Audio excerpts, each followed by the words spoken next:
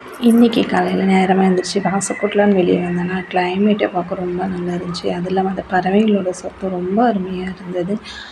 அதுக்கப்புறம் வாசக்கூட்டி கோலம் போட்டுவிட்டு உள்ளே வந்து நைட்டு கொஞ்சம் பாத்திரம் விளக்கல, ஏன்னா டயர்டாக இருக்குன்னு படுத்துட்டேன். பாத்திரத்தெல்லாம் விளக்க வேண்டியதெல்லாம் எடுத்து விளக்குற இடத்துல வச்சுட்டு அரிசி ஊற வச்சுட்டு ப்ரஷ் பண்ணலாம் அப்படின்ட்டு ப்ரஷ் பண்ணுறதுக்காக வெளியே வந்துட்டேன்.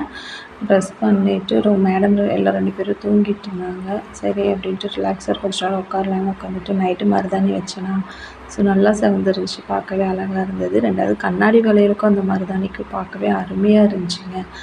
சரின்ட்டு அதை ரெடியாக போட்டு பால் காய வச்சுட்டு முட்டைக்கோஸ் பொரியல், முருங்கைக்கீரை, சாப்பாடு வெந்துட்டுருக்கு.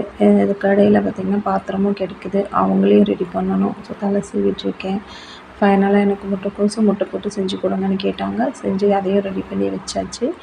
இதுக்கிடையில் பார்த்திங்கன்னா எனக்கு ரொம்ப பசி எடுத்துருச்சு. சரி 4 பாத்திரம் இருக்க விளக்கிடலாம் அப்படிங்கிறதுக்காக பாத்திரத்தை விளக்கிட்டுருக்கேன். விளக்கி முடித்ததுமே அடுத்த வேலையே தோசை தாங்க ஊற்றினேன். ஏன்னா அவ்வளோ பசி. சரின்ட்டு தோசை ஊற்றிட்டு நம்ம நண்பர்கள் வேறு தோசை கேட்டிருந்தாங்களா, சரி அதையும் மைண்டில் வச்சுட்டு அவங்களுக்காக தோசை ஊற்றி எடுத்துகிட்டு அவங்களுக்கே சேர்த்து நானே சாப்பிட்டேன். இந்த வீடியோ உங்களுக்கு பிடிச்சிருந்துச்சுன்னா மறக்காமல் லைக் பண்ணுங்கள், சப்ஸ்கிரைப் பண்ணிக்கோங்க, சப்போர்ட் கொடுங்க. பாய்.